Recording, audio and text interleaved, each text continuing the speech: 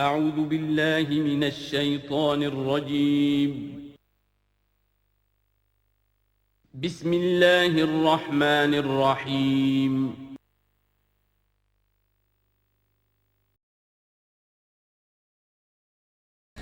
اب آ گئی وہ آیت کہ جس سے استدلال کیا گیا ہے کہ ایمان بالرسالت نجات کے لیے ضروری نہیں ہے۔ ان الذین آمنوا والذین ہادوا والنصارى والصابئین من آمن باللہ والیوم الآخر وعمل صالحا فلہم اجرہم عند ربہم ولا خوف علیہم ولا ہم یحزنون۔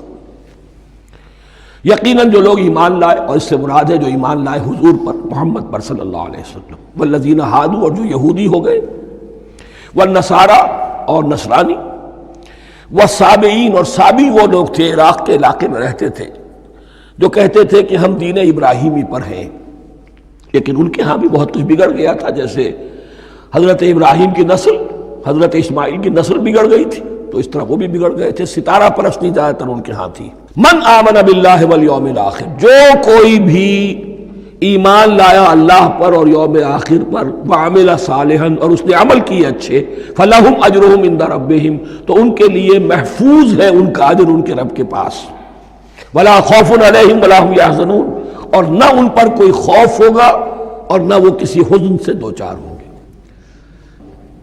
ظاہر الفاظ کے اعتبار سے دیکھیے کہ یہاں ایمان بالرسالت کا ذکر نہیں ہے۔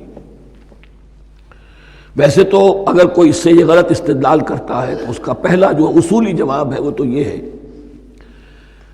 کہ ایسی حدیثیں بھی موجود ہیں، من قال لا الہ الا اللہ دخل الجنہ، تو اس کے کیا معنی ہے؟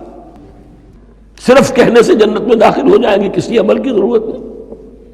جواب یہ دیا جائے گا پورے قرآن کو سامنے رکھو، پورے حدیث کے ذخیرے کو سامنے رکھو، کسی ایک جگہ سے کوئی ایک نتیجہ نکال لینا وہ صحیح نہیں۔ لیکن اس کے علاوہ وہ اصول جو میں بیان کر چکا ہوں کہ یہ سلسلہ شروع کہاں سے ہوا ہے، 5واں رکوع، وَآمِنُوا بِمَا أَنزَلْتُ مُصَدِّقًا لِمَا مَعَكُمْ وَلَا تَكُونُوا أَوَّلَ كَافِرٍ بِهِ۔ انہیں ایمان کی زوردار دعوت سے تو یہ ساری بات شروع ہوئی ہے۔ اب فصاحت اور بلاغت کا یہ تقاضا ہے کہ بار بار اس کو دہرایا نہ جائے، وہ بات انڈرسٹوڈ رہے گی، مقدر رہے گی، سمجھی جائے گی کہ ہر جگہ پر وہ موجود ہے، اس لیے کہ ساری گفتگو ہو رہی ہے اسی کے حوالے سے۔ وَآمِنُوا بِمَا أَنزَلْتُ مُصَدِّقًا لِمَا مَعَكُمْ وَلَا تَكُونُوا أَوَّلَ كَافِرٍ بِهِ وَلَا تَشْتَرُوا بِآيَاتِي ثَمَنًا قَلِيلًا وَإِيَّايَ فَاتَّقُونِ۔ اس حوالے سے یوں سمجھیے اب اس آیت کو کہ یہاں پر کچھ الفاظ محذوف مانے جائیں گے۔ ان الذین آمنوا والذین ہادوا والنصارى والصابئین من آمن باللہ والیوم الآخر وعمل صالحا فی ایامہم فلہم اجرہم عند ربہم ولا خوف علیہم ولا ہم یحزنون۔ ہر دور میں، جبکہ ابھی حضرت عیسیٰ نہیں آئے تھے، تو جو بھی یہودی تھے اس وقت تک، حضرت موسیٰ کے ماننے والے، وہ جو بھی اللہ پر ایمان رکھتے تھے اور نیک عمل کرتے تھے، آخرت کو مانتے تھے، ان کی نجات ہو جائے گی۔ لیکن حضرت عیسیٰ کے آنے کے بعد ان کو نہیں مانا، اب وہ کافر قرار۔ لیکن اب حضرت عیسیٰ کے آنے کے بعد جب تک حضور نہیں آئے، جو بھی مانتا ہے، لیکن یہ کہ شرط یہی ہوگی کہ اپنے اپنے زمانے میں، اصل میں نفی جس بات کی جا رہی ہے وہ یہ ہے کہ یہ نہ سمجھو کہ کسی گروہ میں ہونے سے نجات ہوتی ہے۔ نجات کسی گروہ میں ہونے کی وجہ سے نہیں ہے، نجات کی بنیاد ایمان اور عمل صالح ہے۔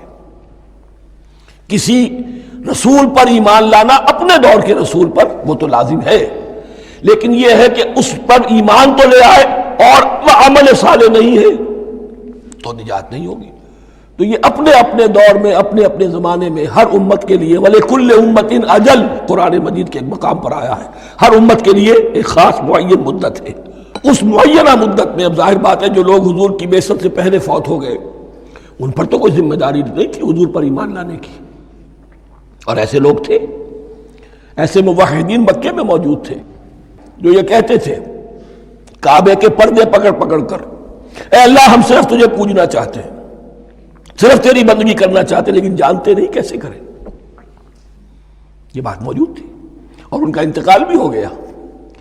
یہ زید، سعید ابن زید، سعید جو حضرت عمر کے بہنوئی تھے، اور وہ عشرہ مبشرہ میں سے ہیں، ان کی اہلیہ حضرت فاطمہ بنت خطاب، ان دونوں کے ایمان کو اللہ نے ذریعہ بنایا حضرت عمر کے ایمان کا۔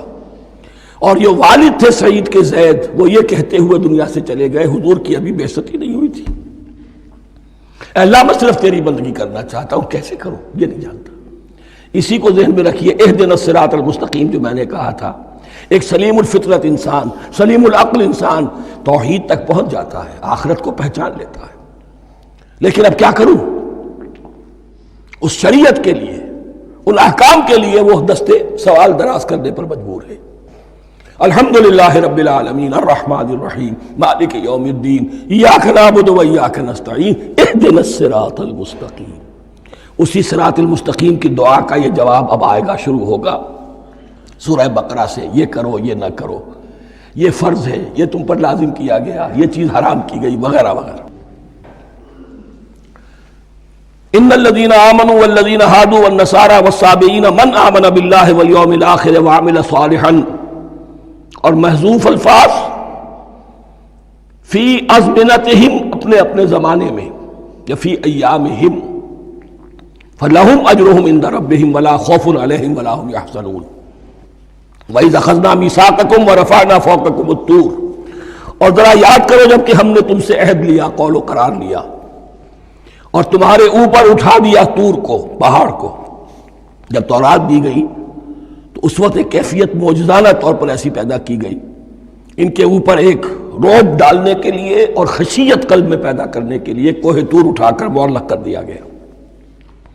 اس وقت کہا گیا خذوا ما آتیناکم بقوۃ، تو اس قول و قرار کے وقت ایک معجزے کی شکل یہ ہوئی تھی۔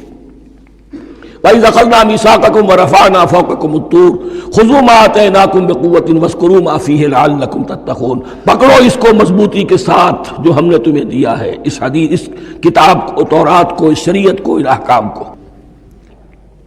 وَاذْكُرُوا مَا فِيهِ، اور یاد رکھو اسے جو کچھ کہ اس میں ہے، لَعَلَّكُمْ تَتَّقُونَ، تاکہ تم بچ سکو۔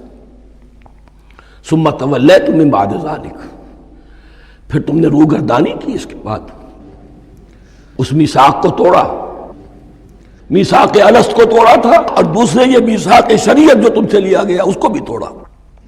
ثم تولیتم من بعد ذلک فلولا فضل اللہ علیکم ورحمتہ لکنتم من الخاسرین، پھر اگر اللہ کا فضل تمہارے شامل حال نہ ہوتا اور اس کی رحمت تمہاری دستگیری نہ کرتی رہتی، بار بار تمہیں معاف کیا، تمہیں مہلت دی، تو اگر یہ چیز نہ ہوتی تو اسی وقت سے تم خسارہ پانے والے اور تباہ ہونے والے ہو جاتے۔